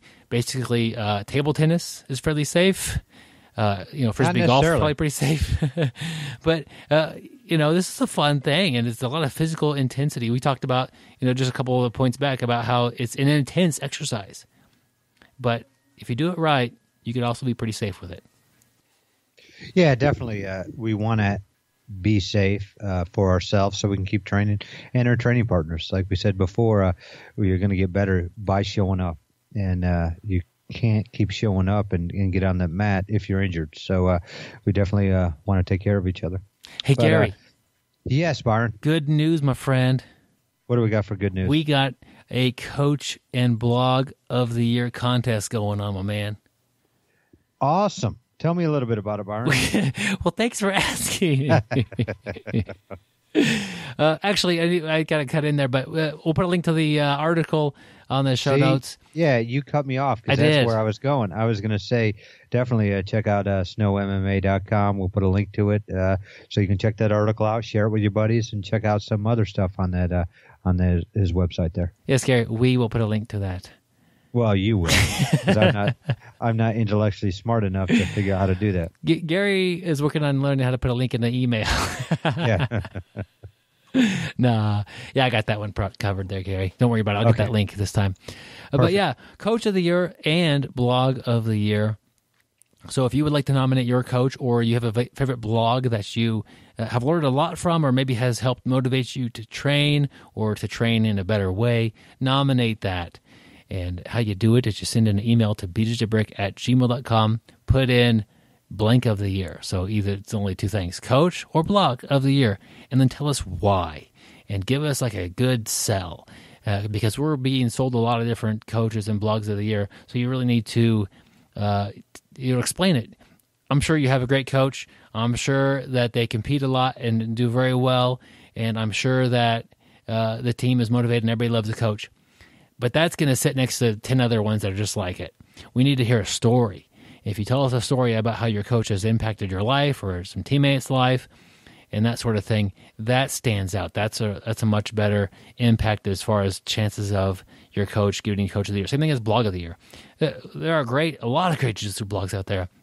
But which one motivated you to put the gi on for the first time, or to step on the mats for the first time, or got you back after you've been off from training for 2 years? And what article or what part of that blog that you kept following even though you weren't training, got you to there, and why it was a big deal?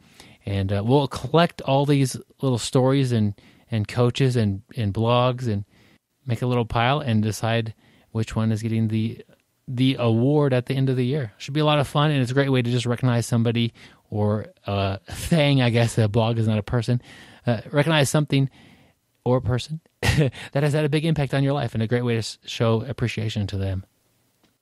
And it's just not Byron and I who vote on it. We'll probably get some other friends of ours, and we'll probably even grab some people from our Patreon group there too. So, that's another good reason to, get in our private Patreon group. But, like Byron said, make sure, you're selling us why. You're putting a little thought into it. As one of our previous guests, actually been on a couple times, always says ABC, always be choking. We want to use the selling ABC, always be closing. So basically, close on this one. Sell us your instructor, sell us your blog. Let us know about it. Put some thought into it, and I can't wait. That's going to be a fun time to pick that. Yep, it's basically an essay contest. Write a good essay about them and let us know what's up. Yep. Speaking of essays, and this has nothing to do with essays, definitely check out our new app.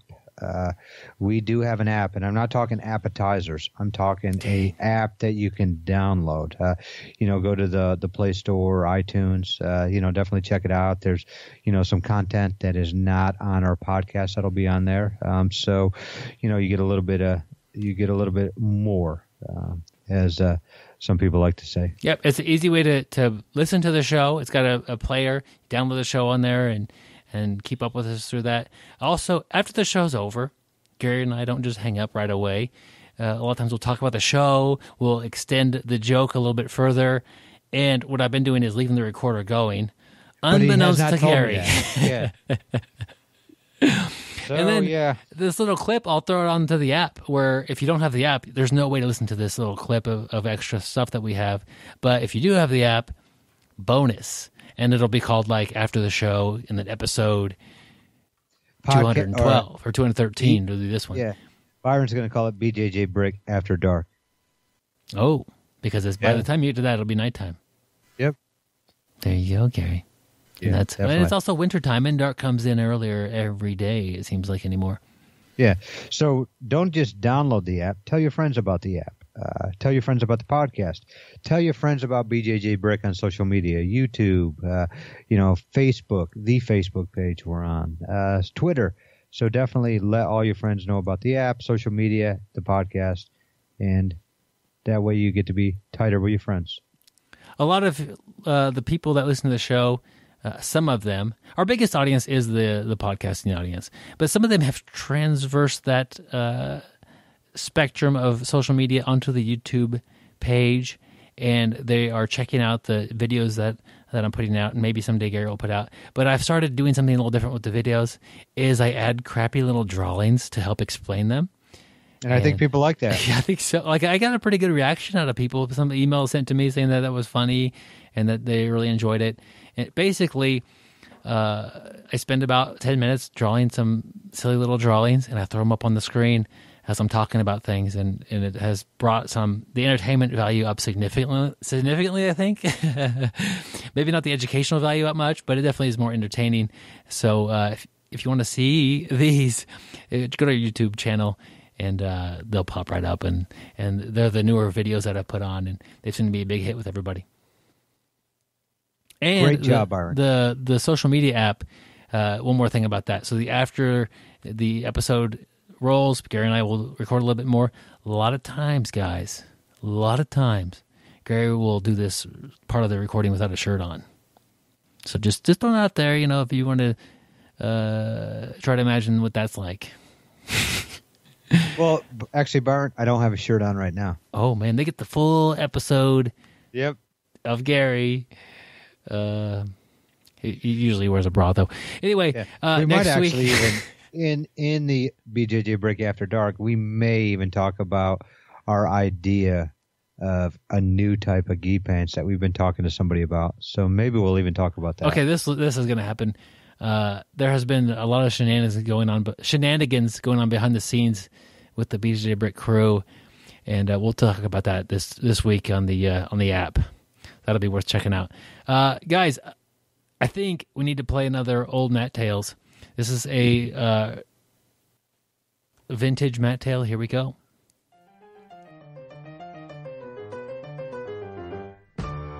This is Matt Tales. We bring you amazing jiu-jitsu stories. The stories might be funny, unfortunate, It could be about an epic fail or an epic win. So sit back, my friend, relax, dry off your sweat from rolling, and enjoy Mat Tales.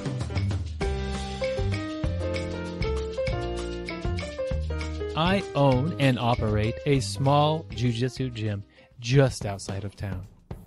As part of my daily routine, I show up to my school about 30 minutes before the morning class starts.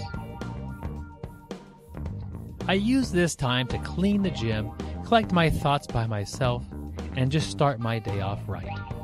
I sweep the floors, mop the mats, really take care of the place. One morning, I was taking the trash out behind the gym.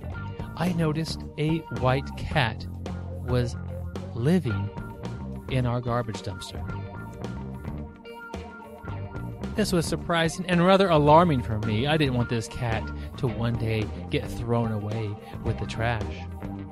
So I banged on the trash can, and I alerted it, and it got out of the trash can. Saved it for that day. But surely this cat that likes to sleep in the trash can would someday get thrown away by an unknowing trash collector. Well, the white cat was actually rather friendly. Always suspicious, as a stray should be, didn't really ever trust me, but liked to see what I was doing as I cleaned the gym. I would actually prop open the back door. It would sit in the doorway and just kind of watch me go through my morning routine. He was a good companion. And as the weeks went by, he got less and less shy, and he actually stayed the 30 minutes until class started one day. He got to meet the students of the morning class.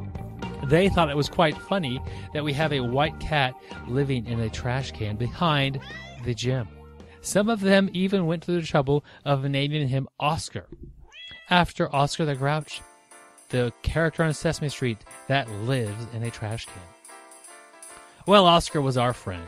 For several months, he would sit there in the doorway as we continued our classes, and he was just always a companion. One day, I was opening the back door to see if Oscar was there, and he was not. Now, this wasn't terribly alarming. Strays have a lot of things going on. He could have been anywhere. I left the back door propped open. As the students filled in the class, one of them was quite concerned that Oscar had not made it to class on time. So he went walking around in the alley behind the gym. This was when he discovered that Oscar had tragically been struck by a vehicle the night before and did not make it.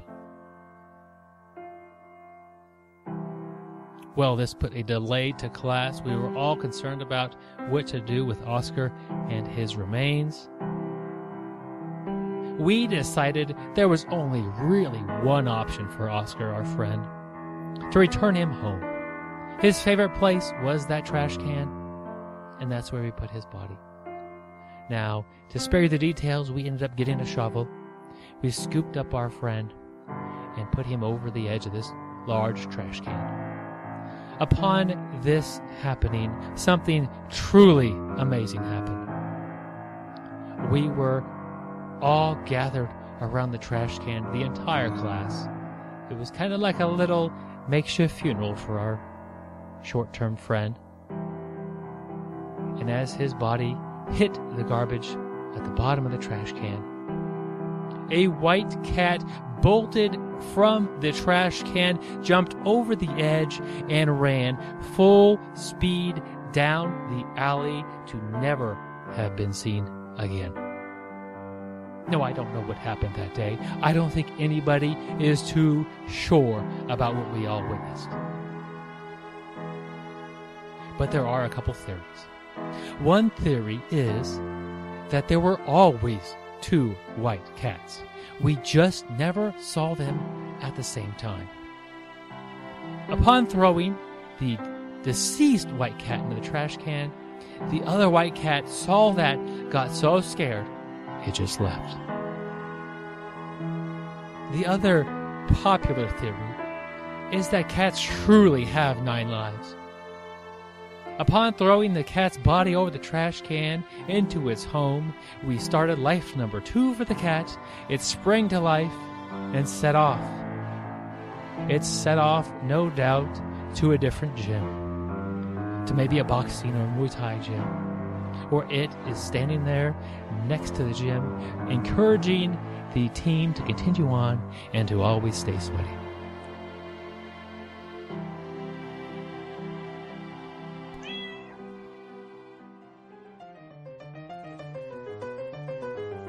This has been Matt Tales. Some of the names and places may have changed. We may in fact have taken some creative liberties with the story. In order to keep Matt Tales going, we need more tales. Tales from listeners like you. Send your tales to bjjbrick@gmail.com. We look forward to hearing your amazing stories.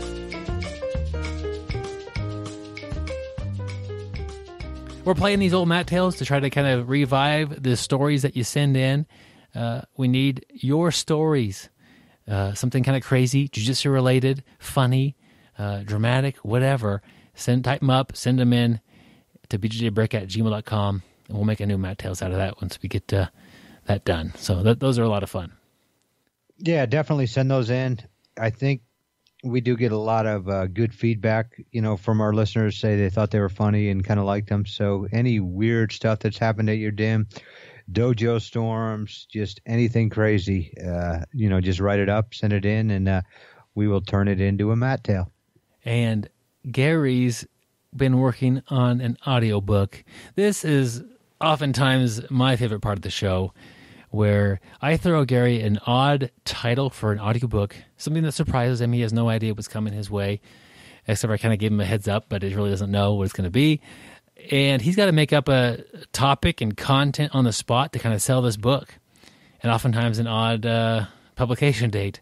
But this book is called Versus the Sea Creatures, Gary's Guide to Surviving the Octopus Attack Under the Sea. So, Gary, I know you've done a lot of diving. You've been down there deep in the ocean. I've been there deep, all right. Deep in the ocean. And, I saw a video of, basically, you were down there collecting artifacts or something, and an octopus was ripping off your mask and trying to kill you. And you evidently have wrote the book on surviving octopus attacks. Yeah, definitely. Octopus is kind of like jiu-jitsu. I hear a lot of people, the first time they try jiu-jitsu, feel like they're tangling an octopus because limbs are coming from all over and, subduing them and making it so they can't move. But that's what we're going to kind of talk about, offensively and defensively, how to think like an octopus. But the first thing we always want to practice is prevention, safety. So, what's the first thing you think about, or first thing that most people forget about octopuses? What's the first thing you think about? What's octo stand for, Byron? Well, probably a number around 8. Okay, so basically, what if it's called an octopus? What do they have 8 of? Oh man, this is tough. I'm trying to think of the definition. I think they have 8 arms, but the name doesn't make sense anymore, Gary. Yeah, they have tentacles. Okay. Tentacles. That doesn't make sense with the name, but we'll go with it. Remember, it's got an N, not an S. Tentacles. So if you're Googling it, make sure you Google tentacles. Okay, yes. Yeah. So there's 8 tentacles, but see, that's what everybody thinks about. They hear the octo and they see the 8 tentacles, and that's what they think about. What's the first thing you talked about that octopus was doing to me, Byron? He was ripping my mask off. Yes. Why was I wearing a mask? Because you were underwater. Well, besides that. Because you like to breathe air. No, what they do is they can shoot ink out at you, too. And I didn't want to get ink in my eyes. So my very first thing, like I said, always that is so Gary, not wanting ink in his eyes. Yeah, most people don't think about that. And next thing you know, when you can't see, it's easy for 8 arms to grab you. So I want to have every, sense available to me. Smell, just have the mask. I don't use a mask that covers up my nose because I need to be able to smell that octopus. I need to be able to see, but I want to protect my eyes. So that's why I'm wearing, goggles. And you have to worry about a lot of things with octopuses before you get to the 8 tentacles. And But so, that's going to be the first half of the book is all about safety and, how to take care of those tentacles. And on each one of those tentacles, they have kind of like suction cups. And so sometimes you may even let the octopus grab you in an area that you've been having issues with. Let's say you have a sore back. So let's say you have a sore back and you need to get it fixed. You can pay $60 an hour for a massage. You can go to your chiropractor and pay probably $60 for that. You can go to a doctor who's going to do absolutely nothing and then send you, tell you to rest, but he's going to charge you a $35 copay. Or you can go find an octopus and turn, let's say you got a bad back. You let that octopus grab your back and dig in those suction cups. You ever heard of, the restoration technique called cupping? Yes, I have. I saw that done in the Olympics. Some people were cupping. It's not going to, that's curling, Byron.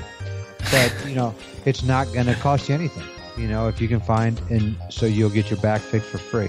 So, we're going to talk about that, how to use it, for your own, rehabilitation. But so there's a lot of cool things, and it's definitely an audiobook that's worth checking out. There we go. Gary, this is an interesting book, and medical breakthroughs with the octopus cup. Definitely medical breakthroughs, and definitely make sure you check it out. It's coming out at the opportune time, right before spring break, which is definitely it makes sense to have it come out at that time. So definitely check it out right before spring break. Yeah, when you're on spring break and partying in the ocean. Yeah, you could run into an octopus. Probably will. Yep. Every time. Gary, another stellar book in the books. Another stellar book that will never be published. That's true. Don't wait for it, guys. Don't hold your breath on that one. If you're in Wichita, that's where we're from. It's a nice little town here, located in Kansas. If you happen to be coming through Wichita, Kansas, hit us up, either on our Facebook page or bjjbrick@gmail.com. Let us know when you're going to be here. We'll try to train with you. Usually we could work it out between one of us getting some mat time with you, at least. And it's a lot of fun to roll with the listeners. Yeah, and where else can you say you tapped out the guys from BJJ Brick? So definitely, if you stop by, please tap us out. Wichita's probably the best place to do it, unless we travel, and you can tap us out at any other location. Yeah, but because of my ankle bracelet, I am not allowed to travel out of the city. So it's hard for me. We're all glad for your restrictions. Actually, it's helping a lot. Yeah, definitely. Guys, check us out next week. There's a big thing that's going on that kind of we just found called Grapplers Escape, and it's basically a vacation for grapplers. And I saw this, like, man, this is awesome. They do a cruise. This cruise is going to be, you have a little time to plan. It's April 29th through the 6th next year, obviously next year. And it sails out of Orlando, goes to Haiti, Jamaica, Cozumel. It's on a really cool, huge ship, the Royal Caribbean's Oasis of the Sea. And going to get some people that are going to be on the ship talking with us about it and what to expect. There's a chance that some members of the BJJ Brick crew might make an appearance and just be, guests and just like you would be if you'd want to do something like this. And one of the interesting things about this cruise is there are so many repeat customers, people who keep doing this every year. This is, I think, the fourth one. And people have done it every time because it is an amazing experience. Some of the world's best grapplers are on the cruise. Actually, this cruise, you can have Braulio Estima, Keenan Cornelius, and Jazari Matuda, and just an amazing list of people on there. They'll be grappling every day, and actually twice a day, morning and evening sessions and seminars, that sort of thing. A lot of fun, and of course you get to do all the other cool things you do on the cruise. Saw this, I emailed the person who was in charge of it and said, hey, I want to talk to you about this. This sounds really cool. And before I know it, I'm talking to her on the phone and discussing some of the details about it. So just really excited to bring this. If you want to do the cruise, we could save you $200. Tell them BJJ Brick sent you, and she'll knock off $200 off the price. And it's not There's like a deal. Yeah, like we're not making money off of that. It's just nice. It's a discount for you, and it's just a nice way that we're telling her, hey, we're helping you out. And it'd be kind of cool if we could come too. Yeah. So, I've talked a little bit with Gary, and of course we have Joe as the third member of our team, and he definitely seems interested in going. And I would like to go as well, and I think that would be an amazing experience to meet everybody on the ship, athletes and practitioners like you and me. If it lines up to the stars line up and it can happen, that would be really cool. But so we'll talk about that more next week. Really cool experience, and it's around the corner. It'll be a springtime vacation, my friends. Definitely check it out. Like I said, mention BJJ Brick and $200 off. All right, Gary. Well, I guess now we roll on to the after the show part. But until then, stay sweaty, my friends. And don't forget to shower. Thank you for listening. I hope you find the time today to roll. After all, the best way to get better at Brazilian Jiu-Jitsu is to do Brazilian Jiu-Jitsu.